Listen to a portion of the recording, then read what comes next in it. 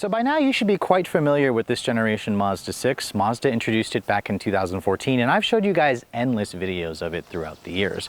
However, for 2018 there's a lot of new competition, especially from the new Accord and Camry, so Mazda was kind of forced to make changes this year, and this week they finally sent me over this 2018 model, the biggest change being underneath the hood, where there's finally a turbocharged engine under there to address the lack of power. So are the changes that Mazda has made for 2018 enough to keep this car fresh in lieu of new competition? That's what we're here to find out.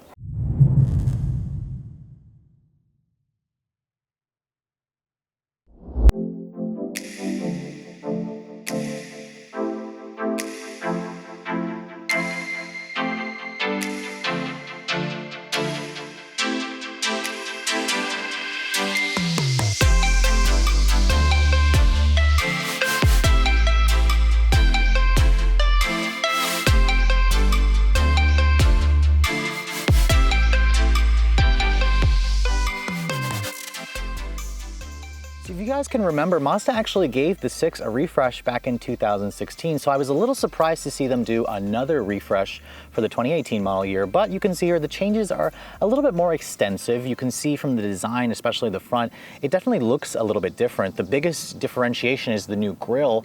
This particular one being an all-new trim this year, it's the signature trim, which is now the highest. It has kind of this like gunmetal gray insert in the grille with a new grille here that kind of mimics what you get on the CX-5. Now, one thing I really like that Mazda did this year is they made full LED headlights a standard. It's an LED daytime running light, turn signal, and then LED low and high beams. This one, being a top trim, also has swiveling adaptive headlights. Unfortunately, they got rid of the fog lights for this 2018 model year, which is kind of sad, but you can see here there's new parking sensors. This particular one also has a 360 camera system. Now, when Mazda introduced this third generation 6 in 2014, it was a radically styled vehicle, and I think it still looks pretty nice today. You can see it has that Kodo design language here.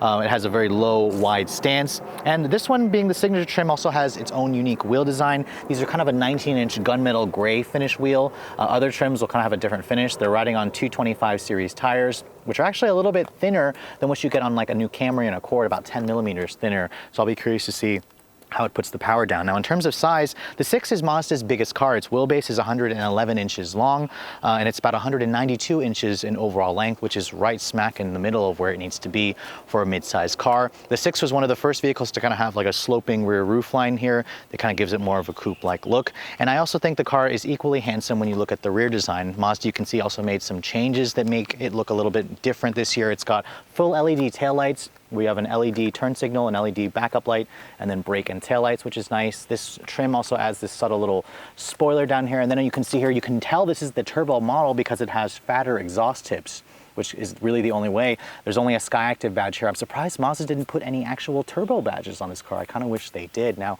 in terms of the trunk capacity, you can see here, the trunk space is good. It's around 14.7 cubic feet of space, which is a little bit less than what you get in the new Camry and the Accord. It's about the same size as what you get in something like a Honda Civic, but it's still very usable. The seats, they fold down 60/40, and then underneath here, Mazda does give you a temporary spare tire so you don't have to deal with a fix-a-flat kit. So since this is just a refresh of the 6, it still uses the same Mazda corporate key fob. It is an old key, but it still works. It still is a nice small size. It is the intelligent access key because this is the signature trim. I believe it comes standard on the touring trims and up. No remote start in the actual key fob. Mazda offers that as a dealer installed option if you guys would like that. But when you approach the 6, it just works like every other Mazda and most of the other cars on the market. Just touch this button here. That locks the door. To unlock it, no sensor on the back of the handle. Touch the button again and that will unlock the door for you. Now, looking at the interior of this refreshed Mazda 6, I have to say the inside will definitely impress you if the outside doesn't attract you at first. I mean, this interior is probably the most upscale looking in the segment, especially when you pair it with this espresso brown leather trim that's made in Napa leather. The seats themselves, they are updated this year. They are heated and cooled, which is a first for Mazda product. This is the first Mazda to give you cooled seats. You have 2-person memory. You have like a 12-way power adjustment on the seats. So the seats look pretty nice. I really like the design of them. They look really upscale. Now, stepping inside the interior, the 6 definitely feels lower to the ground than some of the competitors. I'd say it's right up there with the Honda Accord, feels a little bit lower than the new Camry. And then when you shut the door, it still sounds pretty solid. And then Taking a look at this interior, I mean, Mazda made some subtle updates this year, but I mean, when you really see it in person, it will really impress you. The materials in here are just really, really nice. But let's start the vehicle up first. So put your foot on the brake, just like every other car. Push the button here, which I think is a little too high to start the engine up.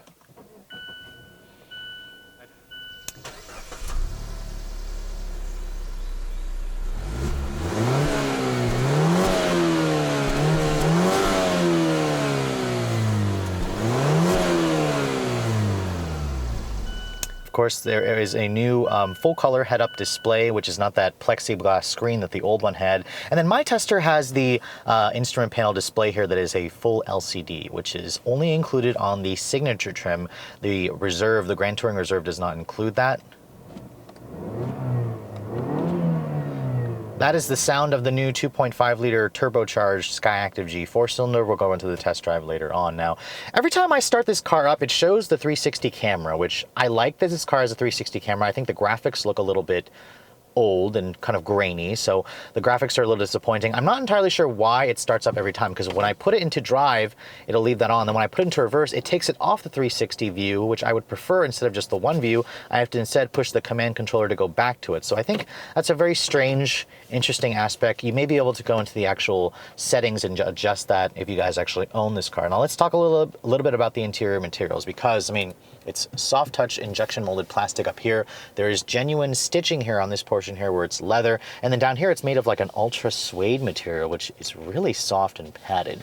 It just feels really nice. A lot of the aluminum trim you see here is genuine. And then the wood you see here, while it feels kind of fake, when you touch it, it actually is Japanese Zen wood. So Mazda is very much embracing their Japanese heritage here. Going over to the door panels, you can see it's also soft touch as well. The same stuff that's on the upper door panels and more of that real wood trim, aluminum trim right here that kind of pairs well with the door handles. The windows are one-touch automatic up-down for all four. That's a really nice addition. It's nice and padded right here where your elbows are going to rest, and then there's a nice little area here where you can put your phone and then use it as a little bit more storage. Now down here you can see it has dual zone automatic climate control. You can see your heated steering wheel button is there, heated seats, and then your ventilated seat option. It has 3 different levels. The ventilated seats work really nicely. They actually work better than what I tried in the new 2018 Accord. So the Mazda6 did it right with the ventilated seat. It took them a while, but it definitely does a really good job. Now this head unit here, it hasn't changed. This is still the 7-inch Mazda Connect head unit here. That is a touchscreen if you guys are parked. So if you're parked, you can actually use it as a touchscreen, which is nice. When you're in drive, you have to use this command controller. This head unit is definitely the aspect of this car that really reminds you that the Mazda6 is dated. I mean, here's the navigation display. It's basically like a TomTom based navigation. It looks fine if you're like going to compare it to an aftermarket system, but I really think it's time for Mazda to update this. It doesn't have Android Auto. It doesn't have Apple CarPlay. There's your home screen here. I've shown you guys this before. It's nothing really, you know, special about the new Accord. Even the new Camry has this infotainment system beat in terms of just the graphics, in terms of the, you know, the actual display. The screen itself is too small. It's only a 7-inch display where all the other competitors have gone to an 8 and a bigger inch screen. Over here, there is a nice little storage area for your phone. No wireless charging. Again, this car is an older design. I do like the transmission selector. It's just a traditional, you know, shifter right here with PRND. This controls the 6-speed automatic transmission. It is down several gears compared to the competition. It does have a sport mode here. When you flip this little switch here, it goes into a sport mode. Doesn't really do much. Electronic parking brake with an e-hold function, an auto hold function. There's a nice little cup holder area here, and then decent sized storage with 2 USB ports in there, and then an aux port, a power outlet. Above you can see my tester has a sunroof that's included. No pano sunroof is available on the 6, so that's an area where some competitors have beaten this car. But I mean, overall, the interior still feels roomy in the front. And really the materials are super, super nice, but just the tech in it is what really makes this car fall behind. But everything else, I think a lot of you are going to be pretty impressed. So mid-size cars, although they're not necessarily the family car of choice anymore, they're still very important. So the back seat of the Mazda6 hasn't really changed for this refresh. You can see it's still pretty much mid-pack. This is very comparable to the new Camry. The new Accord and Passat has a little bit more space, but you can see here I'm 5'7". I have pretty good headroom, good legroom, good foot space underneath here. There is a slight hump that does take up the space, but I like to see that Mazda gave us rear seat vents and then dual map pockets here. Now, if you fold down this little armrest here, you do have 3-level heated seats, which is pretty nice. There's also 2 USB power outlets in the actual armrest here with the cup holders. So Mazda's done a pretty good job with making the back seats pretty usable. So underneath the heavy hood of the 6, this is probably the area where you guys are most excited to see about this 2018 model. It's finally got a turbocharged engine. Previously, all you could get was just the 2.5 liter naturally aspirated engine. That engine is still available on the 2 base trims, makes 187 horsepower. However, this is the one you're more interested in. It's basically that motor with a dynamic pressure turbo strapped onto it. It's the same engine in the Mazda CX-9. And if you put regular gas in it, it makes 227 horsepower. Feed it the good stuff and it gets 250 horsepower. Torque is the most in the segment, at least until Ford kills the Fusion Sport at 310 pound-feet. That's more than what you get in the Accord and the Camry. Now, all Mazda 6s are still front-wheel drive. Mazda is toying with the idea of adding all-wheel drive, and it all goes out through only one transmission, unfortunately, a 6-speed Skyactiv automatic. Mazda's lovely 6-speed manual is not available on this particular engine. Now, fuel economy is also pretty decent. It's rated at 23 in the city, 31 on the highway, which puts it a little bit lower than the Accord and Camry. This runs on regular gas or premium, as I said. This weighs around 3,500 pounds. Let's get on the road and see how it all performs, shall we? So finally, we are driving the refreshed 2018 Mazda 6. Now, I have to say, I've been pretty excited to drive this car. I mean, for the longest time, ever since this generation came out, I've been bitching nonstop that Mazda needs to add more power. They've heard it from me, they've heard it from consumers, they've heard it from other journalists, and they finally have complied. So when I read the specs on this 2.5 liter turbo, and it's the same engine that we know in the CX-5, except it's in a lighter car, a car that weighs like 1,000 pounds less. So it's gonna make a pretty big difference. And we haven't seen a turbocharged Mazda 6 since the original first generation Mazda Speed 6, which had all-wheel drive. So I didn't think this would be a return of the Mazda Speed 6. I mean, it has technically less horsepower, but more torque. It only comes with an automatic, but this is very competitive with the likes of the new Accord with its 252 horsepower 4-cylinder, although this car's transmission is down 4 gears compared to the Honda. So there was a time where 6 speeds were enough. Now everyone's kind of moved on, but my first impressions are quite positive with the 6. It feels just as good as I remember, but you are all very eager to see how this thing accelerates. So we're going to come to a stop here and we're going to put our foot down. We're going to see how this reacts. Now, with a front wheel drive car with this much power, you're probably wondering, how's the torque steer? Well, I'm going to floor it with the traction control off and we're going to see.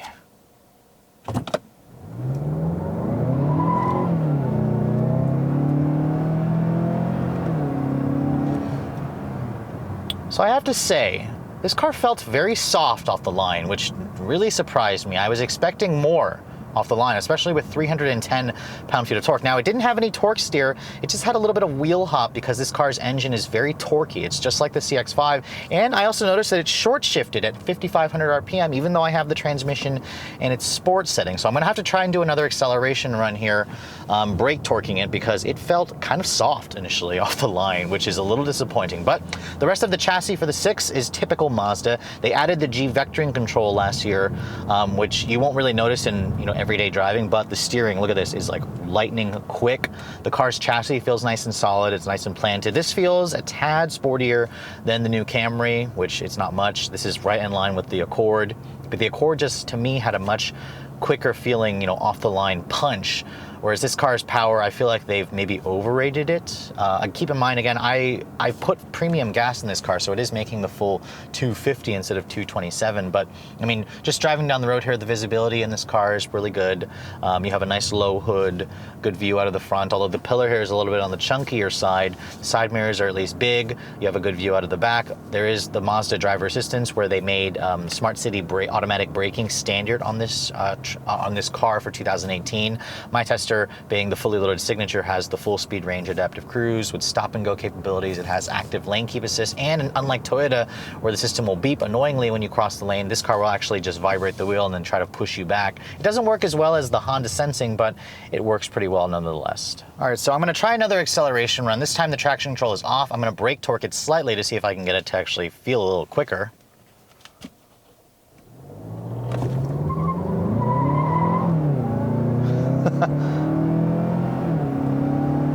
Wow. Okay, so again, no torque steer, which is great, but there is a fair amount of wheel spin. But I can definitely tell the tires on this car are not meant for sporty driving. This car has like Falcon tires, which honestly don't have that much grip. But I'm glad to see that there's no torque steer, no wheel hop, just a little bit of, you know, spinning of the tires. But I will admit that I am slightly disappointed with the way this car feels in terms of acceleration. It has a good amount of mid-range torque, and you feel it. This car definitely feels quick. I've seen 0 to 60 times around 6.5 seconds, which is about 2 seconds quicker than the base engine. However, it does lag behind the new Accord and Camry by about at least a half a second, and in some cases almost a full second. The Accord will do it in like 5.7 is the quickest. So the new 6 is not the speed demon or the speed king of the segment, unfortunately, even though it has the most torque until the Ford Fusion Sport has been removed. But everything else about the 6, the driving dynamics is great. The seats are nice and comfortable. They hold you in place well. And when you start attacking some corners in this car, it feels really good. Wow. And then when you put your foot there, I mean, the mid-range torque is excellent in this car. It makes, you know, quick driving really easy. It has paddles on the wheel, which respond pretty well. And I can make the transmission shift a little bit later when I use the paddles, which is good, but the engine itself doesn't sound all that great. I'm trying to slow down here, let it go to first. There we go.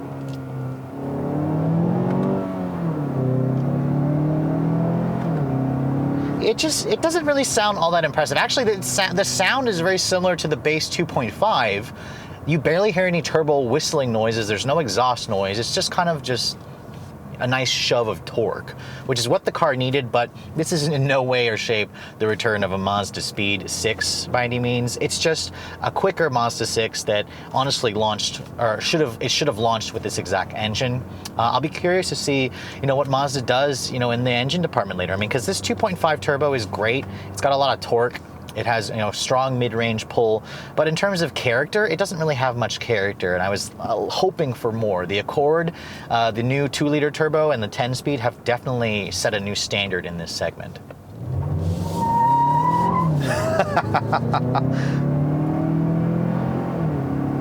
This car will still do or burn out its inside wheel when you do a left turn and then floor it. But God, corners is where this car really will surprise you. It's quick. I mean, it is quick, but is it the fastest in the segment? No. Do you buy a vehicle like this to go street racing? No.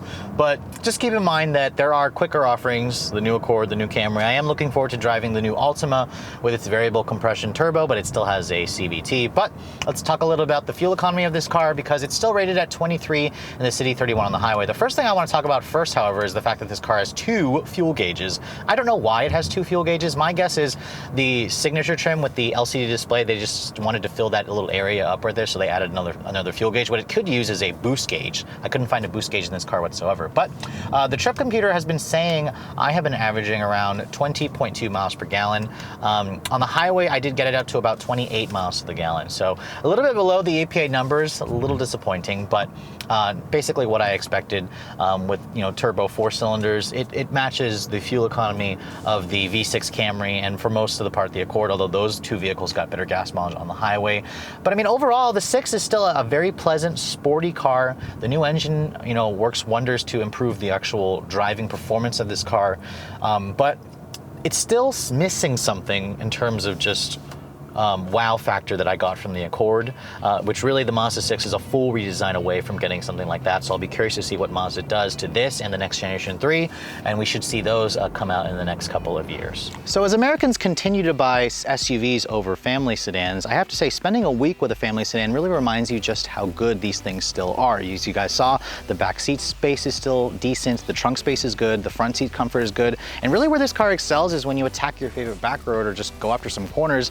This will outrun any of the compact SUVs that you're going to buy, the mainstream ones at least, on the market. Now, how does this thing compare with all the other competitors in the segment? Well, I've driven the new Accord, the new Camry, and the 6 is still one of the most sporty aspects. That turbo engine, as you guys saw, really addresses the lack of power. However, where this car still kind of falls short is in the transmission being down 2 to 4 gears compared to the competition, and its infotainment system and the lack of Android Auto and Apple CarPlay. So if you guys want a family car, the 6 is definitely still worth a look, but what's it going to cost to put in your driveway? Well, This car starts at $21,900 for a base 6-speed manual model. You probably aren't going to buy that. You're probably going to go for at least an automatic, which is like $1,000 more for the automatic. If you guys want the turbo engine, it's going to cost at least $29,000 plus destination, just under 30, which is kind of in line with what Honda does with the Accord turbo. This one is the fully loaded signature trim, which means the signature trim is basically the top of the stack. It's going to cost around $35,000 plus destination, which basically includes everything. I think the Mazda has priced it very well, and if you guys are looking for a family car over an SUV, I think this one definitely deserves to be at the top of your list. With all that said, I hope you guys have enjoyed my full overview on this 2018 Mazda 6 Signature. If you're also looking to see the latest cars I'm testing, make sure you follow me on Instagram at redline_reviews. Like us on Facebook, and as always, please keep subscribing to the Redline Reviews YouTube channel for all the latest reviews. Thank you so much for watching. I'll catch you all in the next video.